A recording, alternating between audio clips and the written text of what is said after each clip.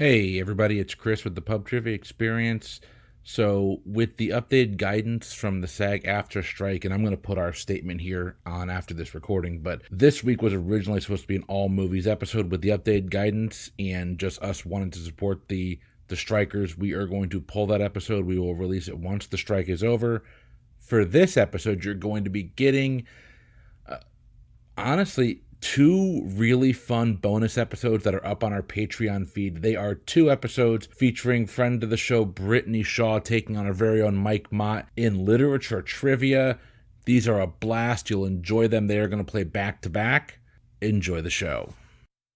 Hey all, Jeremy here from the PTE network, just popping in with a quick message before we start this week's show. If you're part of our Discord or our Facebook group, you may have seen the statement we released regarding the WGA and the SAG-AFTRA strikes, and how it's going to affect our shows in the immediate future. If you're not, I'm going to give you just a little recap here. Last week, the Screen Actors Guild and the American Federation of Television and Radio Artists released some guidelines on their site for podcasters and how they can help support the strike, as well as how they would like podcasts to handle struck work. We here at the PTE Network affirm the rights of the workers of the WGA and SAG-AFTRA, and want to do everything in our power to stand in solidarity with them. Because of this, you're going to notice a little bit of a shakeup in our upcoming releases. The biggest thing you'll notice is that the 80s movie bracket is currently going on hold. We look forward to getting this out there for everyone to listen to, but until the strike is resolved and the unions have an acceptable contract in place, we will be refraining from releasing any content that could seem to be promoting any struck work, past, present, or future. With that said, our shows will continue to discuss non-struck work, including general knowledge trivia, music, and anything else that falls under the non-struck umbrella. This means that Pub Trivia Experience and Frenemy Trivia, for the most part, will be largely unaffected, but may shift some of the content and purposely swing any questions we write away from being about anything that could constitute struck work. On Boozy Bracketology, you'll see us pivoting to other brackets for the time being.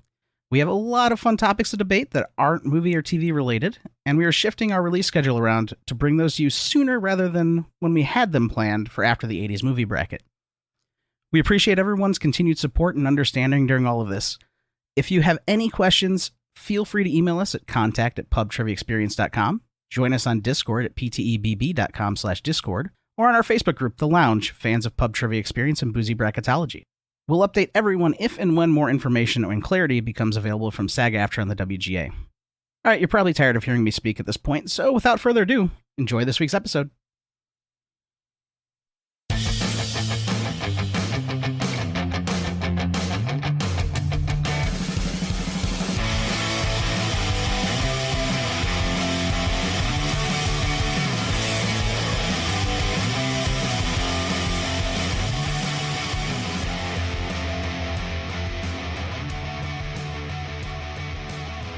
Hey everybody, welcome back to the Pub Trivia Experience bonus edition. My name is Chris, and I've gathered here with two of literally the smartest people I know. First, in the Chicagoland area, Brittany Shaw, the pride of Jeopardy. How you doing, and what are you drinking? Hey, I'm doing great. I think you may need smarter friends if I'm one of the smartest people you know. But I am, it's been a week, but I am doing better than I was before now. So I am drinking a Sunny D vodka seltzer because I grew up in the 90s. And what better way to reminisce than to drink, right? Amen to that. Cheers. I'll drink to that. Pride of Huntsville, Alabama. Mike, my friend, Rocket City, USA is treating you well. How you doing? What are you drinking? It's treating me well. It's treating me well now. Like as Brittany said, it's been a week, but tonight has been a very happy time. I've been cycling through a couple of different citrus fruit based IPAs. In our prior recordings, I had a tangerine IPA and a grapefruit IPA, and now I've got a IPA with pineapple. This is I've had this on another recording before. It's called "Did We Just Become Best Friends?" It's from the Hoof Hearted Brewing Company, and it's got a very cute picture of a cat on it. Not as cute as Simba, but it's still a cute picture of a cat. And there's cartoon musicians that are playing their instruments on the side of the cat. It's a weird label. But anyway, I buy these things for the labels a lot of times, but I've actually had this before and it's delicious. So cheers. Nice. I would have popped mine, but I've been pre-gaming, so. We've all been Very there. good. I got my bottle of Tipplers here. Tipplers is a mixture here from the St. Pete Distillery of their not famous, but their really good orange liqueur, and their bourbon checks in at 60 proof, y'all. This is the dessert drink if I ever had one. It checks in, I think, 60 or 70 proof. I don't remember. 70 proof. It's literally like drinking orange liqueur. If you mix this with some vanilla Coke, it's probably delightful. The nose on this is amazing. I will drink to that. Cheers. We are here tonight to play a little literature bonus trivia. So you know how this game goes. 9 questions. Each panelist will lock in when they're ready with the answer. Questions 1 through 5, general knowledge in the category of literature. Question 6 is a multi-part answer. 4 possible answers, each worth 5 points apiece. Question 7, your quotations question. I'll give you a quote. You tell me who said it. Question 8, your decades question. If you get the decade right, you get 10 points. You get the decade wrong, or you get the decade on the nose. Been drinking already. If you get the year on the nose, you get a bonus 2 points. Then question 9 is your closest to the pin challenge. Only one person will get the points. If they tie, they'll split the points. Let's go ahead and let's get started with question number 1 to both contestants. Who is the main villain in the Harry Potter series of books? Locked in. Am I allowed to speak his name? I believe so.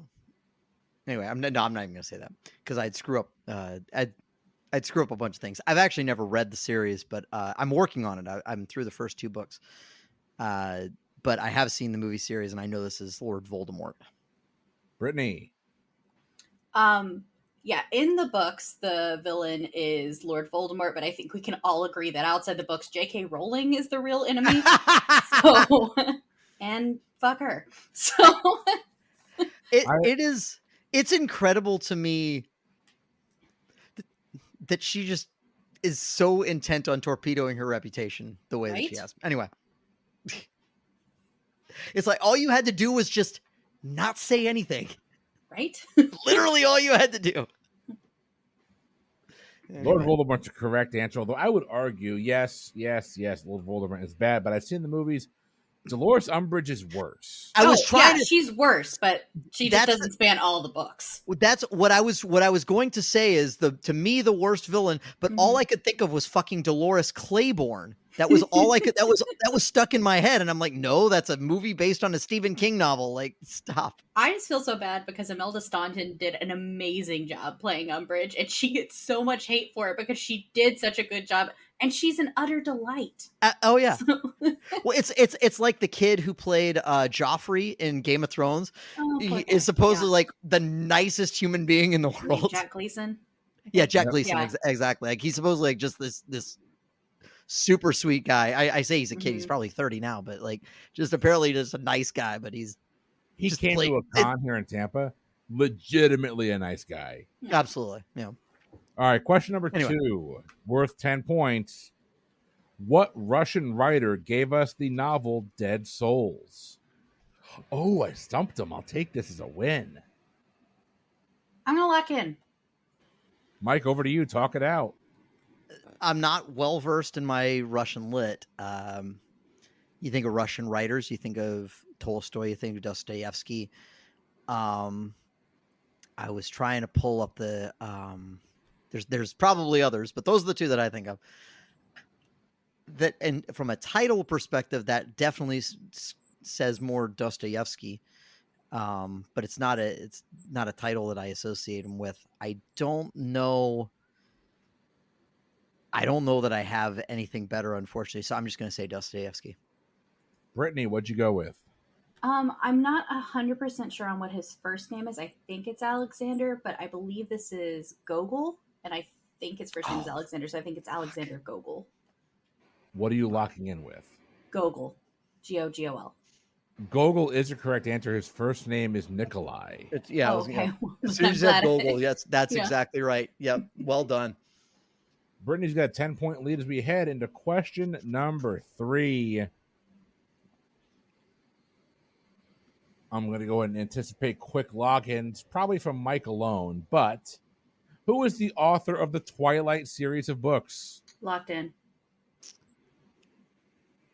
Oh shit! What's her name? Stephen. Don't act like you don't know. No. It's Stephanie. I know it's Stephanie. Is it Stephanie Meyer? Stephanie Meyer? Brittany, what'd you say? Stephanie Meyer, 100%. Stephanie Meyer is a correct answer. Both contestants are getting the points. I hemmed and hawed very long about whether or not it was Meyer or Myers. That was part of my hesitation. I couldn't tell if it was Meyer or Mayer, so hey, what do I know? It's Meyer, so Meyer. There you go. Question number 4. What American author earned acclaim for writing Salem's Lot? And I'm gonna lock in. Brittany, talk it out. I'm debating between two very different authors, one based on instinct and then another from like some random memory that I feel like I have. But Salem's Lot, I'm like in between, and it's going to be crazy because I'm in between John Bunyan and Eudora Welty, which are vastly different people. And Eudora Welty was my gut response, but John Bunyan, for some reason, I'm having a memory that he wrote Pilgrim's Progress and something called Salem's Lot. But I feel like I just could be very, very off with either of those. But I have screwed myself over in the past by not going with my gut instinct. So I'm going to go with Eudora Welty and lock that in. Mike, what'd you say? Well, in terms of being way off, and I already made an allusion to him earlier in the Harry Potter question. I thought of Salem's Lot as a horror story, and I kept coming back to Stephen King. So I said Stephen King. Well, it's never good when I know the answer, because you can be guaranteed the two authors that Brittany named that I've never heard of are not the answer. Stephen King is what we're looking for. Okay. Good job, Mike. All right. We are on to question number 5.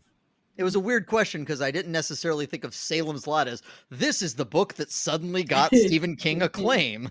Like that was why I didn't say it suddenly got him acclaim. It earned him acclaim. True. That's true. Anyway.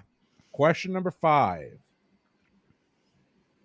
What is Herman Melville's most famous novel, considered by many to be one of the greatest American novels of all time? Locked in. Well, Bartleby the Scrivener was a short story. So I'm going to go with Moby Dick. Brittany? I would prefer not to read it, but I am also going to go with Moby Dick. Brittany, that joke killed with the one other lit nerd that is listening to this right now. That was fantastic. I tip my hat if I was wearing one. I would, yeah. I'm well happy. Well done. Well done. I was like, because it's definitely not going to be Omu or Taipei. But Yeah, exactly. I knew there were other ones, but I was like, it's not going to be those. Yeah. Anyway, Chris is just Moby like, Dick's the correct answer. I am just loving without the the banter. I'm loving the banter. All right. But we are on to question number 6. Question number 6 is your multiple part answer. I'm going to read you a question. It's got 4 possible answers. Actually, this one here, 1, 2, 3, 4, 5. So this one here will be worth, each correct answer will be worth 4 points apiece. Here is your multiple part answer. Name the 5 members of the famous 5 from the Enid Blyton books. from the what now? From the Enid Blyton books. you said they're called the Famous Five? They're the famous 5 in the Enid Blyton books. All right, Chris, I'm going to go ahead and lock in. So. All right, Mike, over to you. Well, this is not what I'm locking in with, but the first 5 things that I wrote down were, I do not fucking know. Gotcha. I've never heard of this, I'll be completely honest. Enid Blyton does not ring a remote bell. I'm sitting here trying to name the Fab 5 from the University of Michigan. I have never heard Famous 5. None of this rings a bell to me. So I'm probably about to get my ass handed to me. And I'm wondering if this is something that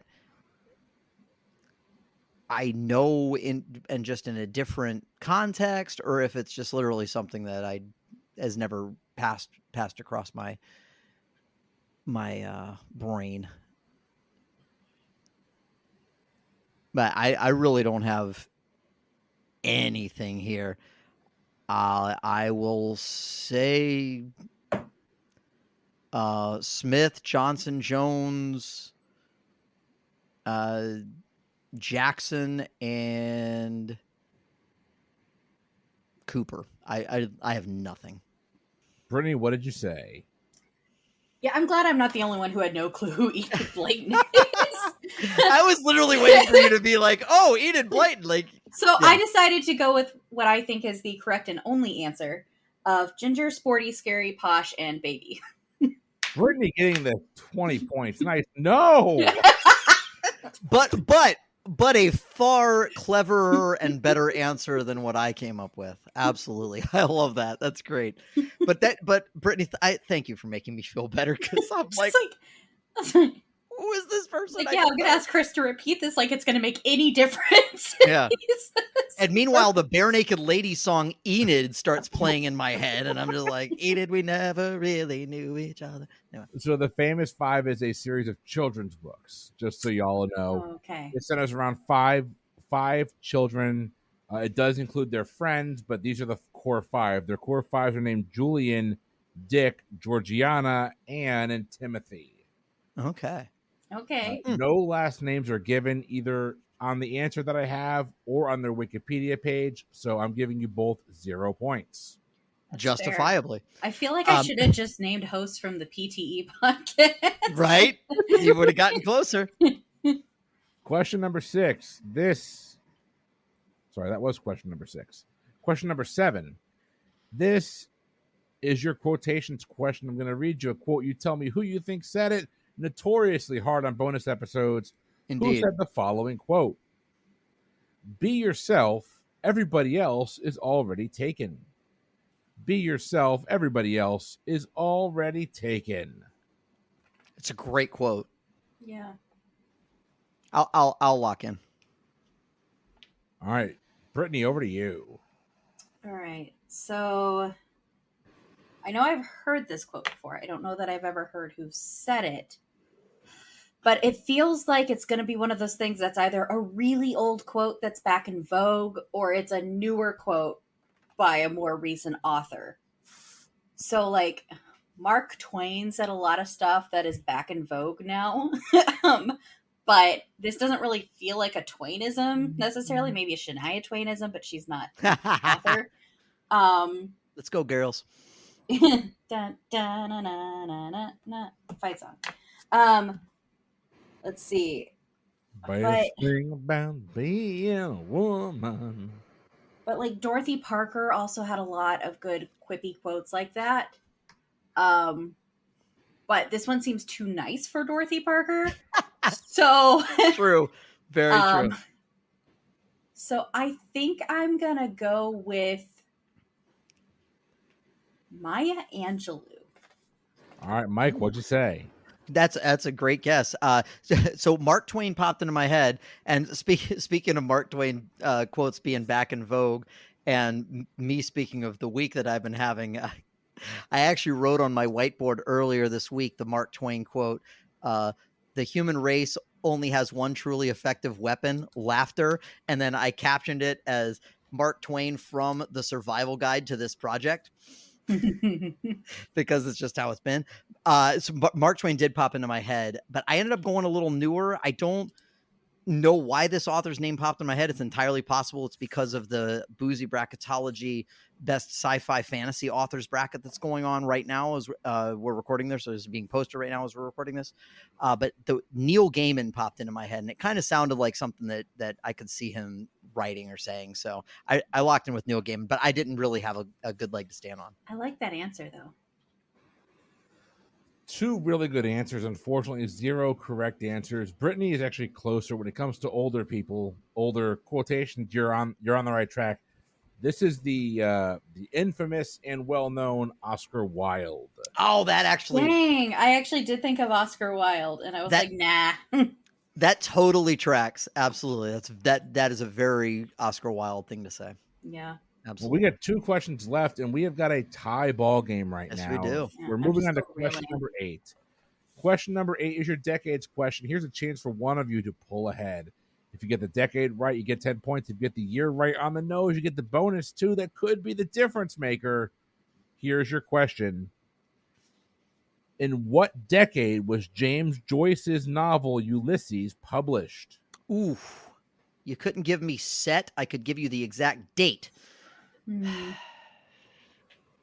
I'll lock in. Brittany, over to you.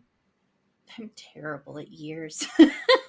So when was James Joyce writing? Like, I know, like, his writings are supposed to be like some of the greatest ever, and that Ulysses is like the longest novel ever. Maybe that's Dubliners. Who knows? He Ah. wrote a lot of Irish stuff. Maybe it was Finnegan's Wake. I don't know. But I don't know when he wrote it. Like, I know things he wrote, and I know where he wrote them because he's Irish, but I don't know when he wrote them. So I'm gonna say the 1910s. And you want to give a year exactly? Oh, sure. Let's say 1913. Mike, over to you. I actually think that's a great guess because I was between the 10s and the 20s, which it is one of the very few feathers in my literary cap that I have that I actually read Ulysses as part of a college course and understood some of it. I never got the courage to venture into Finnegan's Wake, which is an entirely different beast. But Listen to the drinking song. yeah, there you go. I think that's probably the better use of your time, to be quite frank. Ulysses, so it all takes place in a single day, and I'm pretty sure that's like June 6th, and I want to say it was 1904 or something like that. It happens to be the day that James Joyce met his future wife. That's why he said it on that particular date. But I believe it was published much later. I was between the 10s and the 20s and ended up locking in with exactly a decade later than Brittany did. I said 1923. Mike went 1923. The correct answer is 1922. Oh! Mike picks up the 10 points. It now has a 10-point lead. Brittany Good can job, tie Mike. it up here with our closest to the pin challenge. We've never had a tie in a bonus episode before. This could get interesting. Also, I don't know if we can end in a tie. We don't have any rules here. We're all a little, well, 2 of us are a little drunk, so we'll see how this goes. Here is your closest to the pin question. How old was Zadie Smith when she published her first book? I'll lock in. Oof.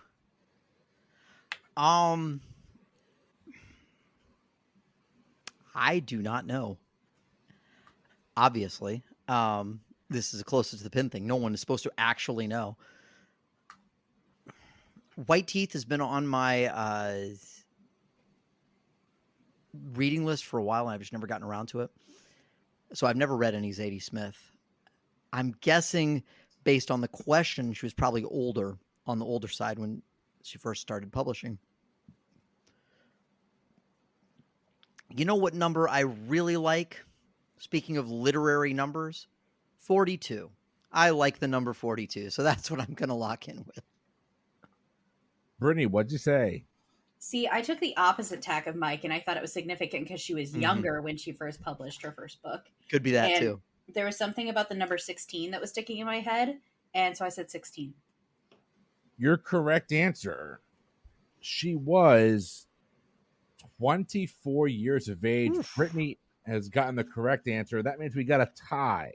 I got the correct numbers. I just reversed them. Mhm. Does that count for anything? No, you're officially the Steve Bushell of this game. Steve Fair. Bushell, a former, was he a Brave before he went to the Cubs? I always think of him as a White Sox. Wasn't he on the White Sox He too? might have been a White Sox too, but he wore number 24 in Chicago, at least the good Chicago. Right. We got a tie ball game. We've got a tiebreaker question. We're going to do another closest to the pin challenge. Whoever gets this right is going to win the game. Here is your tiebreaker question. Is it at all literature related, or did you just pull something random out of a hat? It's literature related. Okay, just curious. How many novels has Stephen King published? This includes the ones written under the name Richard Bachman. Mm-hmm. So I feel like this is unfair because Mike has been talking about Stephen King various times throughout the night. it's actually even more unfair because this was my closest to the pin tiebreaker in my hot seat tournament episode. And yet I don't remember the answer to it. So I will lock in with what I'm ballparking, but if we also want to have a new question, I'm not opposed to that either. I'll leave that to Brittany. I mean, if you don't remember it, it's just as fair as anything else. I legitimately do not remember, Okay. but I do know that I asked this question. Okay, so and I know that I listened to that episode, so I think we have the same advantage here. Effectively, probably true. Yep. I think it's probably higher than this, but I just felt like this was a nice round number to go with, in that the numbers are round depending on how you write them, and I went with 69. Giggity. Mike, what was your answer? This is going to be really close because I locked in with 64 because I like powers of 2. Your correct answer is in the 60s, including the 7 written under the name Richard Bachman. Stephen King has written 65 novels. Woo! Mike gets the point. Wow. Good job, Mike. Good. That was a good game. Mm-hmm. Nicely done, Mike. You have bested Brittany in one thing and one thing only. One round of literature trivia. Mm-hmm. I think this is the first time Mike and I have ever played each other in trivia. It is. And yeah. We're gonna get a real game going. We're gonna get a real game. I love it. I think it's a delightful matchup. I just still can't believe Oscar Wilde was telling us to be ourselves when he was so stressing the importance of being earnest. Indeed, yeah. You know what I mean? You gotta go to camp. Yeah, that's right. And Washington save Christmas and save Christmas and go and to prison. Moon. I don't know where all and be scared stupid, etc. Yeah. I can't with you two right now. I'm done. Fair. Totally fair. Gentlemen, we hope you enjoyed that bonus episode. We will be back shortly with another bonus episode for you. Until that time, for Brittany and for Mike, I have been Chris. Have a good one. Hey, trivia lovers. Want to get the pub trivia experience in an interactive way? Check out Liquid Courage Entertainment. With a wide range of offerings online, LK has you covered, streaming a wide variety of trivia games on Twitch with one-of-a-kind formats like Tringo, Guesstimate, Mega Sheep, and more. Or check out the World Trivia Federation. With 36 hours to answer each quiz and no obligation, the WTF is the perfect solution to scratch that trivia itch on your own time. Come see us at twitch.tv/liquid_courage or check out patreon.com/liquidcourage to join the WTF for as little as $2 a month. That's Liquid Courage with a K. Innovative, interactive, intoxicating.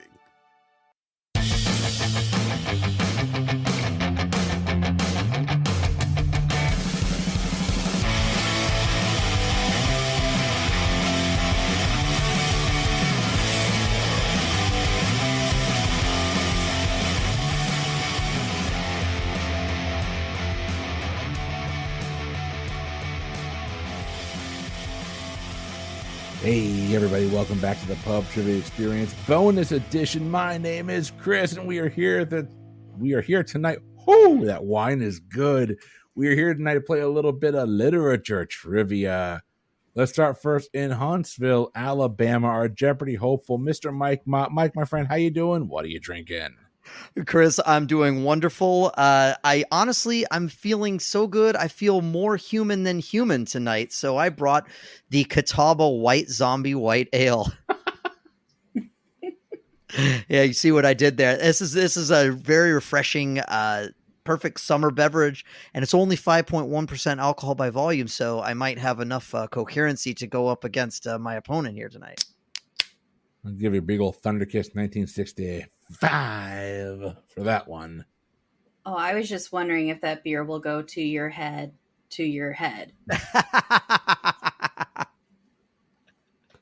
All right, enough white zombie references for one night. You heard her, you love her, you tolerate her, we love her. Our actual Jeopardy contestant, Brittany Shaw. Brittany, my friend, same to you. I am doing swell. The holiday this week has me confused on what day of the week it is at any given time. And I mean, time's a flat circle anyway, so who Right. knows what day it is. But as far as what I'm drinking, Chris, I found myself in a unique position earlier, asking a question that I don't know has ever been asked, or at least I've never asked, which is, what kind of alcohol would I pair with a Pop-Tart?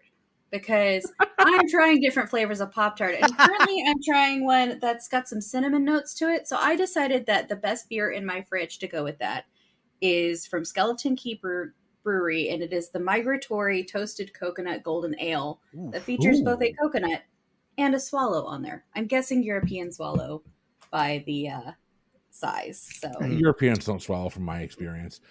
European swallow or African swallow? I love that Brittany's sitting here teasing a future bonus episode that we're going to be doing. The best Pop-Tart flavor bracket is coming, and it's coming soon. Oh, yeah. I mean, for all anyone on this podcast knows, or listening to this podcast knows, I just am a connoisseur of Pop-Tarts. So, I mean, I'm not, but I could be. We'll see. I have ordered a dangerous number of Pop-Tarts to come to my house so that I'm making an informed decision on what the best flavor is. I love the dedication. Mike, throwing that out there, if you're free next Monday night, we are recording. We need a host. I'm in. All right, Mike's going to be our host for the best Pop-Tart flavor bracket. Sick. We need Brittany and Nicole. Thanks for volunteering. Absolutely, my pleasure. Yeah, We're just figuring this out live. Mm-hmm. We'll do it live. My turn. Oh, I got myself a bottle here. This is a bottle of the Three Wishes Pinot Grigio. For those that don't know what Three Wishes is, Three Wishes is the cheapest bottle of wine you can buy at Whole Foods. It's about $3.18 a bottle.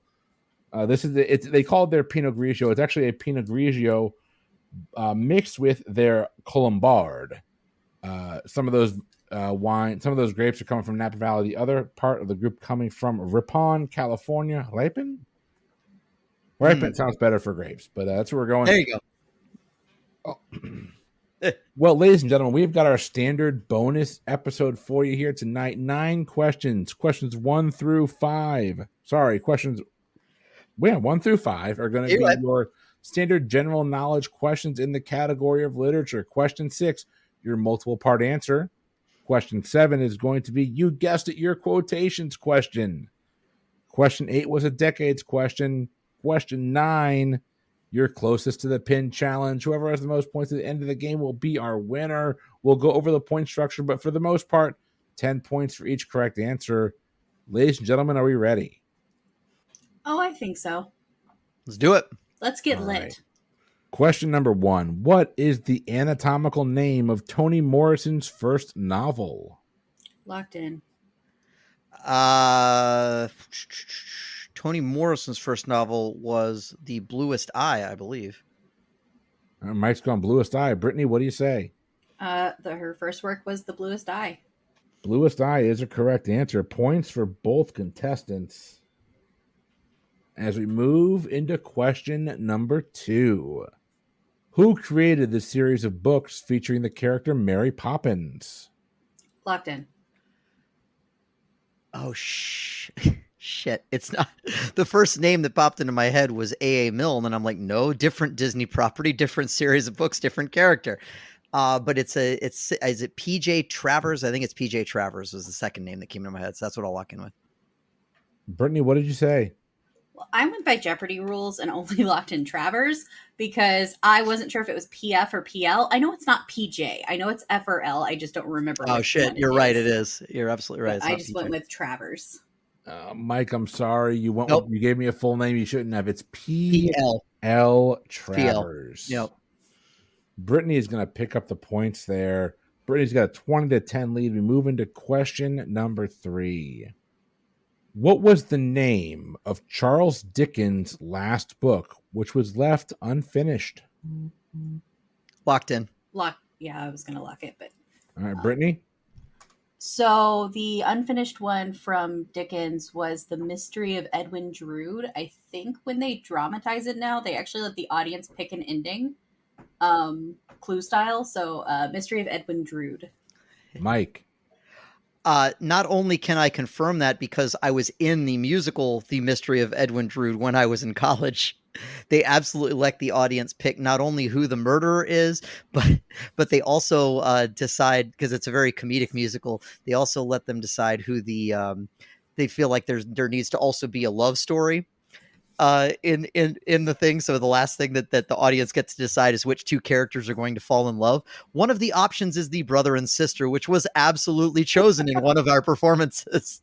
Oh, I love that. It was absolutely hysterical. My roommate was playing the brother of that particular pair. So Jeff Woodhead was also in that one. But anyway, long story short, The Mystery of Edwin Drood is the answer. Edwin Drood is a correct answer. Both contestants picking up the points, 30-20. Before we move on to question number 4, Brittany, I believe you recently went to a Star Wars burlesque show. Tell us about that. I did. It's called The Empire Strips Back. It was so much funnier than I expected. And it's kind of weird, but it's Pride Month. So I identify as gray asexual, which is mostly asexual. So I'm probably the only person who was there for the Star Wars and less for the burlesque part. But it left me in the unique position to just really appreciate the humor and the art of the show. And it was fantastic. Like, I had an absolute blast.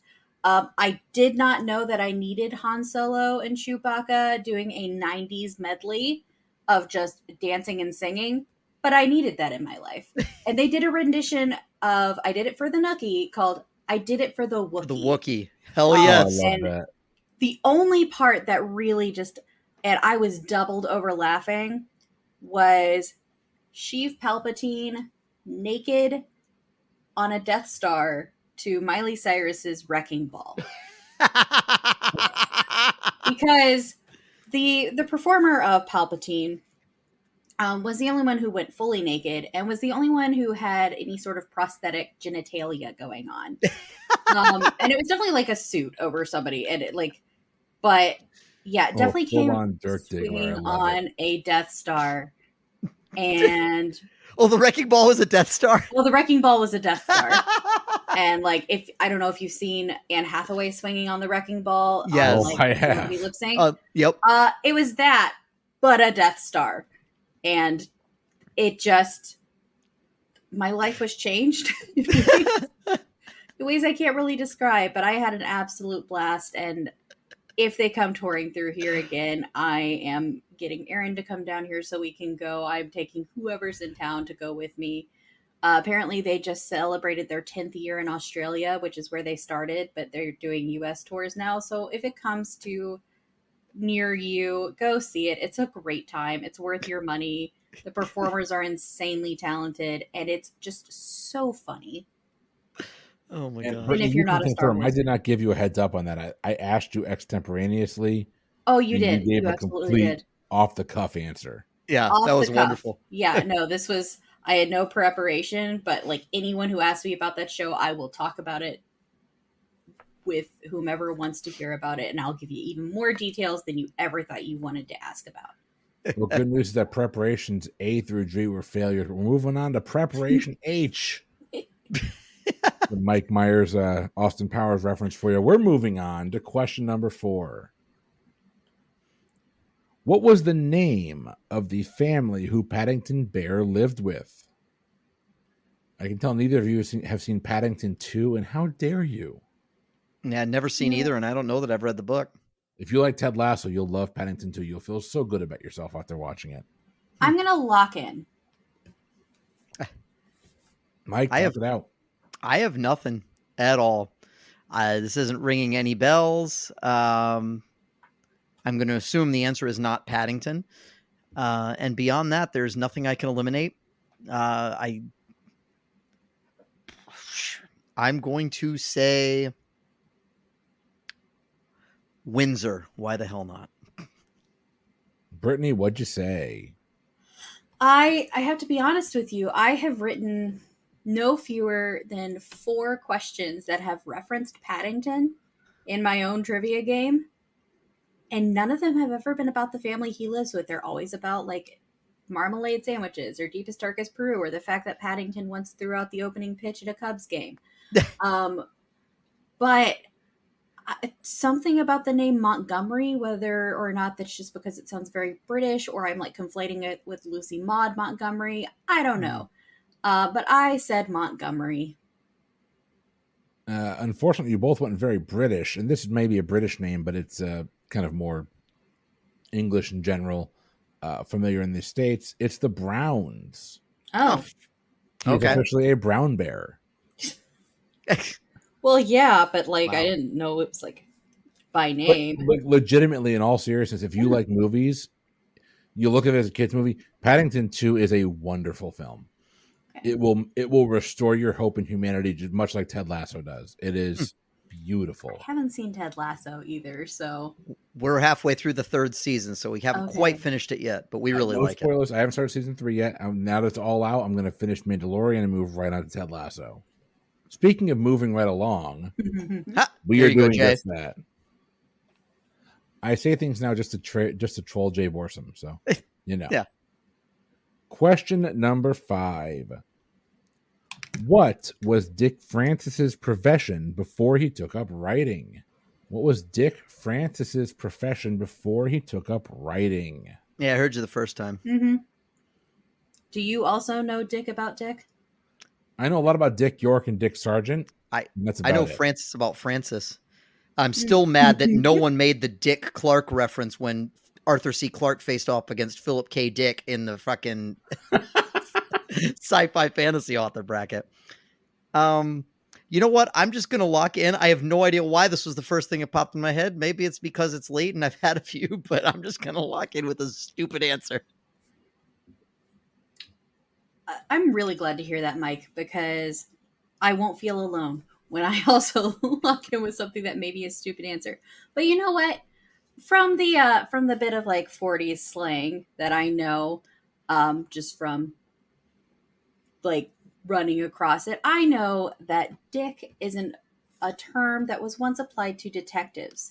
So I think Dick Francis was a paralegal before he became a writer. Yeah, there you go. Mike, what did you say? You know, they say go with your gut, or in this case, the first thing that pops in your head. My head is a freaking scary place to live because for whatever reason, the first thing that popped in my head was that he was a professional wrestler. I love it. Well, unfortunately, he was not named Stone Cold Dick Francis. Mike, you're actually closest. If we're doing closest to the pin challenge, he is a professional athlete. He was a jockey. How interesting. Oh. Okay. So for some reason, sports was, definitely him being an athlete of some variety was tickling something in my brain, I guess. I don't know. We have got a little bit of a negative streak going on. We're going to try and clear that up right now.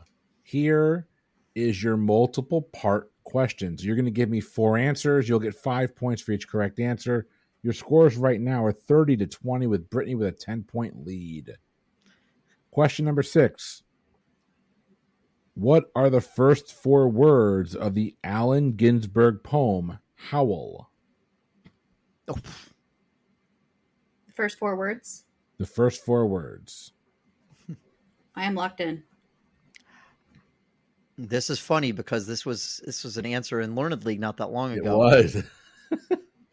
Not the first 4 words, but the poem. The poem, it was. I've never read it.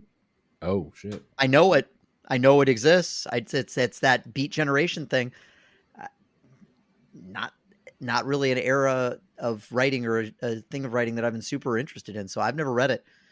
And I don't know anything about it. I feel like I'm going to recognize it though, just because it's probably one of those things that's a little more pop culture than I recognize. So let's say, I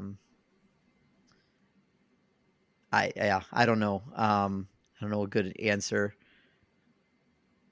There we all were. I don't know. All right, Brittany, what did you say? So before I reveal this, shout out to Tim, who he and I We have. don't say nice things about Tim here. I'm Oh, sorry, we just don't. no, I'm gonna shout out Tim because we're playing a trivia thing together. And it would feel like mean not to recognize that he's my partner and just helped us with the sports part of this game. But we're doing a 2-player trivia thing this month called Trivia Storm, and there's different categories. And we just got our scores back on the literature, and there was a question that was, "What is the first 4 words of Robert Frost stopping by woods on a snowy evening?" Whose And woods these are? Yeah, well, see, yeah, you know that one. That's an easy one.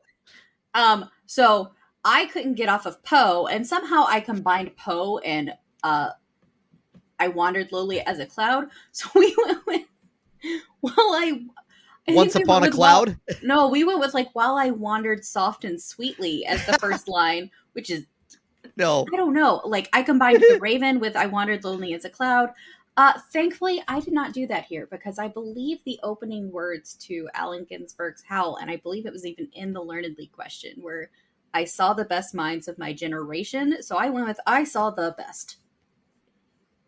Well, if we were given points for the first 8 words, Brittany would get it. I saw the best minds of my generation is a correct answer. That's right. I knew it was. I had a feeling it was going to be one of those things that. And you're right. It wasn't. It was in the actual question too. Mhm.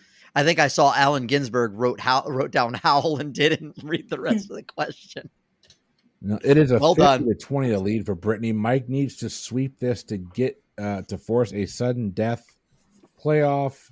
But we're moving on to question number 6. Question number 7. Question number 7 is your quotations question. Which I'm notorious for getting right. Never. I think you're the only one that's had more than one of these right, so you have a shot here. Yeah, that's fair. The way this works is I'm going to read you a quote. You got to tell me which famous person said that quote, and I use the term famous in quotation marks. Here we go. Who said, "People demand freedom of speech to make up for the freedom of thought which they avoid"? Oof. We're getting philosophically deep here. I Yeah. love that quote. Oddly topical nowadays. May I ask if it's a real person who said it? Are you allowed to tell me that? That's a fair question. It just since it's literature. Yep. So if you would like if you both want the hint, I can answer the question and I can tell you what Wikipedia says their occupation is. It's up to you, Mike. I'm good either way. I mean, I'm the one who's down, so I'll take any help I can get. Mm-hmm. So it is a real person, and Wikipedia has their occupation listed as a theologian, philosopher, poet, social critic, and religious author. It's a lot of occupations. Yeah. Yes, I have one, and I can barely do that. So this person is better than me. All right. You know what? I'm just no, that doesn't really sound like him. There's a theologian that my good friend Ben follows, pardon the phrasing, religiously, who passed away recently. And I was thinking about, and he posts quotes from him on Facebook all the damn time. I was thinking about citing him, but it doesn't really sound like him. So I don't know if I'm going to do that. Can you give us the quote one more time? No. Okay. Um, Well, I don't know. Wine makes me sassy. What can I say? Hey, I'm perfectly fine with Sassy Chris. I just didn't want to overstep if we weren't allowed a repeat of the quotes. No, you are definitely allowed. Who said, "People demand freedom of speech to make up for the freedom of thought which they avoid"? You know what? I don't have a better guess, so I am just going to lock in with that person and be wrong, and I'm fine with that. All right, Brittany, over to you. Okay, so people demand freedom of speech to make up for the freedom of thought that they avoid. So I'm kind of in this two minds on this one, because on the one hand, this feels very like it could be like a John Locke or Thomas Paine kind of thing, like pre-Constitution that would have influenced Jefferson when writing kind of thing. But it also feels like it could be very Orwellian. However, Orwell, I don't think was a religious author or any of the other 12 occupations or side hustles to support his writing habits. So I'm definitely thinking it's probably not Orwell. See, also Twain just says a lot of stuff. but he's also not in that thing. So Yeah. So I don't know. I'm kind of on a coin flip between John Locke and Thomas Paine, but I think John Locke actually did have some religious stuff about him. So I'm gonna go with John Locke here. All right, Brittany's gone John Locke. Mike, what did you say? That's a great thought. I think where my brain got hung up is I went immediately to, and I'm not blaming Chris for this, but I went immediately to what are names that it might be potentially that Chris has not heard of. While John Locke would not have occurred to me, I'm assuming Chris has heard of John Locke. I've seen Lost. So, okay, maybe not. Leah's gonna love you for that one. But anyway, She has to. She married me. a theologian and a religious author that passed away very recently. As I mentioned, my friend Ben was very fond of, and he posted quotes from this guy on Facebook all the time. Seemed like a very smart guy. This is a little more. His focus tends to be very much on the gospel, which is why this strayed a little bit away from this. But I didn't have anything else, so I locked in with Timothy Keller. Unfortunately, neither contestant getting the correct answer. This is a person by the name of Soren Kierkegaard. Oh, Kierkegaard. Oh, Kierkegaard. Yeah. Okay. Kierkegaard. Sorry. Yeah. There you go. That totally fits. Definitely a philosophy It guy. definitely does. Yep. Didn't know he did like hot takes in the political field. I mean, Right. I suppose all of philosophy could be considered a hot take. I don't know. I'm not a philosophy person. I think that's clear. Nor am I. All right. So with that, unfortunately, Mike, you are not going to win the game, but we're going to see if we can make it close. Your next question is a decades question. You'll get 10 points if you get the decade right, a bonus 2 points if you get the year on the nose. Here is your question. In what decade was the Paris Review founded? Oh, Shit. come on, Chris. This is another Learned League recent Yeah. Learned League question. To be fair, I don't think this one remember. actually mentioned the year. I It think just it did. Did it? I think it said it was founded back in like such and such time, but I can't remember when. Oh yeah, keep talking it out though. Yeah, I'm gonna lock in. Oh, dang it, that didn't work. Sorry, I wasn't gonna fall Oh for that. no! Nice try though. So the guy who founded the Paris Review, Paris Literary Review, the literary review that's in Paris, the poison designed specifically to kill Cusco. I knew exactly where you were going with that too. Yeah, Mike's right. This is totally in Learned League. And it talked about the guy, and the guy was like an athlete, and he was like a news broadcaster. So it's definitely not pre-20th century. So I can narrow it down to a century, and I think that is worth some moral points, if nothing else. So we're gonna put a 9 next to that one I scribbled down. If he was a news broadcaster, that means he was on TV. So that's post 50s probably. So we're narrowing it down to there. So I am going to say, Chris, that he founded the Paris Literary Review in 1981. Mike, what'd you say? That's a very good year. I was founded in that year. I went much earlier, and I didn't really Brittany logicked to it much less than I did. I just went with the first number that popped in my head, which was 1953. So 50s, 53. Well, one person is getting the points. One person got the year on the nose. Ooh. It was 1953. Wow. Well done, Mike. Where yeah, okay. Wow. I don't know where the hell that came from, but Well I done. guess from Learned League, probably. Good on you for like pulling that one. Pulling that one from wherever. Yeah. We have a term for it in front of me, but that doesn't work here. So we call it pulling a Scott. But That's fair. Damn you, Scott. but that was pulling a Mott. So And there you go. I like the rhyme. That's fine with me. Honestly, actually, that's a legitimate term, especially when it comes to dates. Mm-hmm. I would say throughout the history of this podcast, I do probably have a history of pulling random dates. Mhm. Pretty good. You are a numbers guy. I think that's why. I think Alright, I see numbers in pulling that a way. So. Mott. Copyright Brittany Shaw. There you go. trademark. Pulling a mott. Well, we are on to our closest to the pin challenge, although I doubt we're going to need it.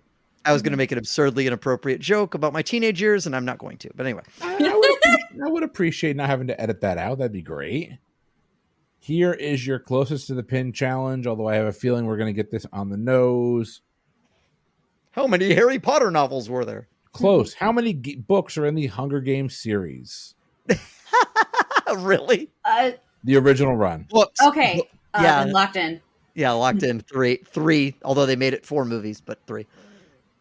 Yeah, it's 3 books, but there's a prequel. So I was like, There- did there- we count there the is. prequel? That's- yep. Because that's 4. But in the original series and the original run, there are 3. Suzanne Collins wrote the prequel too? Yeah. Okay. The Ballad of Songbird and Snakes, as I avoid looking that way because it's on the shelf over there.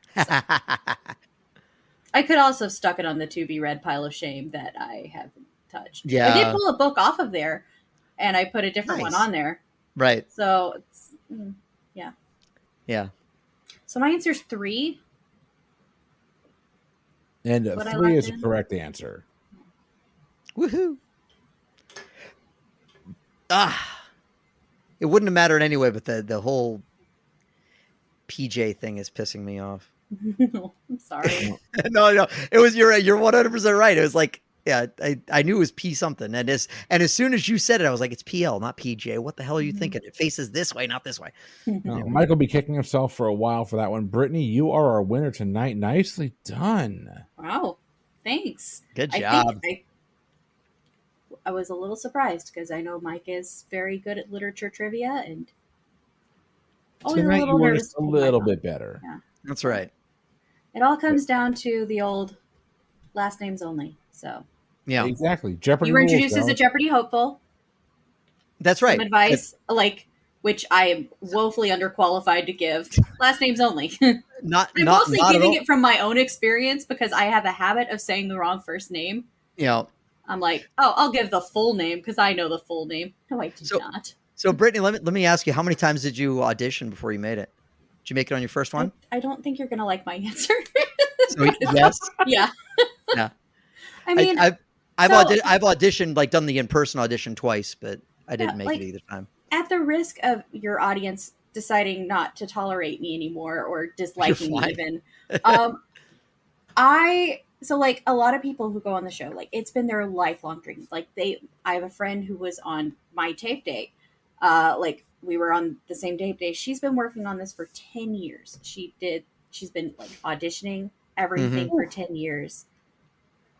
And I know this is not going to sound good at all, but literally the last time I took the test was because it was Jeopardy's birthday and a bunch of friends were like, hey, we're all taking the Jeopardy test. You in? I'm like, yeah, sure. Why not? Ha! No. And I took it.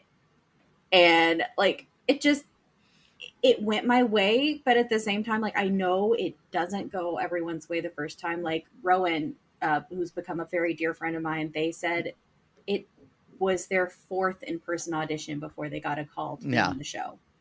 But Oh my but God. that's good information. Yeah. That gives me hope because I've done two-person auditions. The second one didn't really go as well, but I think there were a lot of circumstances around that one. The first one, I felt good about the online test, so I actually wasn't surprised when I got, because it was the first and only time I ever felt good about the online test. I got invited. I was like, sweet, this is great. I show up to the audition. The person who's conducting the audition, the first thing they say is, you kind of remind me of a young Ken Jennings. I'm like, okay, this is great. I'm in. I get 49 out of 50 on the written test. Oh, yeah. Only missed one. And then I thought I did okay in the in-person, but just never got an invite. So. And I think, there is some of it that is like, what are they looking for that season? Oh, absolutely. I mean, and I don't know. I mean, maybe they do pull random names out of a hat. I literally don't. Like, I don't know how they pick. People have asked me before. They're like, how do they choose? I'm like, I don't know. I don't get paid They're that not gonna much. tell you. they get so many people, and it's I'm sure it's very, and honestly, to me, I think that my big hang up, maybe it was, maybe it wasn't, but I didn't really feel like I had a good list of stories that I put on my audition form. So that was and here was the thing, like you have the one. I love that you revealed you didn't even plan on telling the Simba story, which is I didn't plan on telling that story at all. I was going to tell a completely different story. Yeah, but it was also like when we did the in person, they asked, like, I had talked to friends who had done the test before, and they're like, yeah, they usually ask you like this kind of question. And so I'm so nervous about being asked questions that I'm not prepared for, that I was like, okay, let me think of something that I can say in this moment. And then they asked me an entirely different question. And I was like, I was not prepared for that one. It just was... See, Can I ask you a personal question real quick? Sure. How the hell do you get lost in the Eiffel Tower? Well, Chris, you have a poor sense of direction. Got that. The lift isn't there. That was there before when you came up to the top of the tower. Like when you were looking for the platform, the lift isn't there.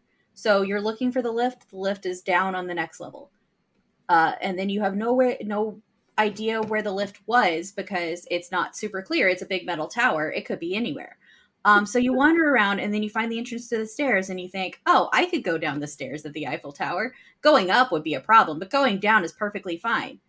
So you start going down the stairs. And then you're like, hey, this is pretty cool. Oh, you know what? Paris is so beautiful at night. And then you look out over the city. And that's when you remember you are petrified of heights. And the stairs are metal stairs. And you are a person who could slide through those metal stairs if you wanted to. You want to, though? Like, oh no, you don't. But you could. You know, there's that possibility. that's enough to scare you to the... Yeah. So then what happens is you sit down on the stair and you start crying because no one knows where you are. This is a time before cell phones. And even if you had a cell phone, you're in Europe. You don't have an international plan. You have a phone card in your wallet because you can use it from the hotel phone, but that's not on the Eiffel Tower. You sit there crying, wondering if you're going to die there. And then this nice, I think they were an American family. They may have been British. They're walking down the Eiffel Tower. And they see you crying on the steps and they stop and they're like, well, what's going on? And you explain the whole situation. You're like, I got separated from my group. I found the stairs. I'm terrified of heights and I can't move. And they tell you, okay, well, why don't you take my arm and we'll walk down the stairs together. But can you take a group photo of us when we get down there? And I'm like, I absolutely will. I really hope that photo turned out well because this was back in the time of the clicky cameras and you had to turn the wheel. And I'm like, you don't know what it's going to look like. Yeah. But, you know, with phones, you can. Awesome. I took 3 or 4. You can't do that with a disposable camera. You don't know what else they've got on there. You don't know how many photos you have left. It's true. So I really hope their photo turned out well. I wish I had asked their names so that I could have like shouted them out at some point. But they're just sitting there watching Jeopardy a month and a half ago, going like, right. They're doing the Leonardo DiCaprio. Right, exactly. Yeah.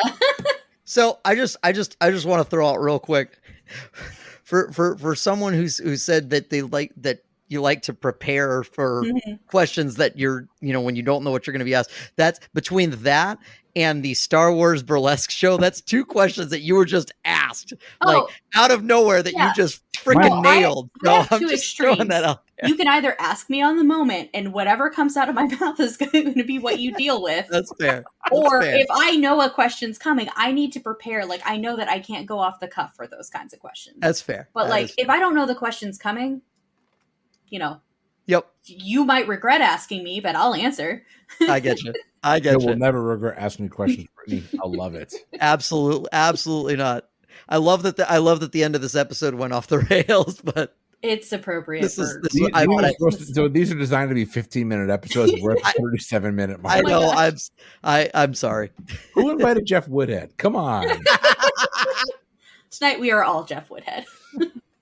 Well, ladies and gentlemen, it's been another Pub Trivia Experience bonus episode. You're listening to this most likely on our Patreon feed, so thank you for your continued support. For the Pub Trivia Experience, I have been Chris. I've been Mike. And I've been Brittany. We will see you next time. Have a good one.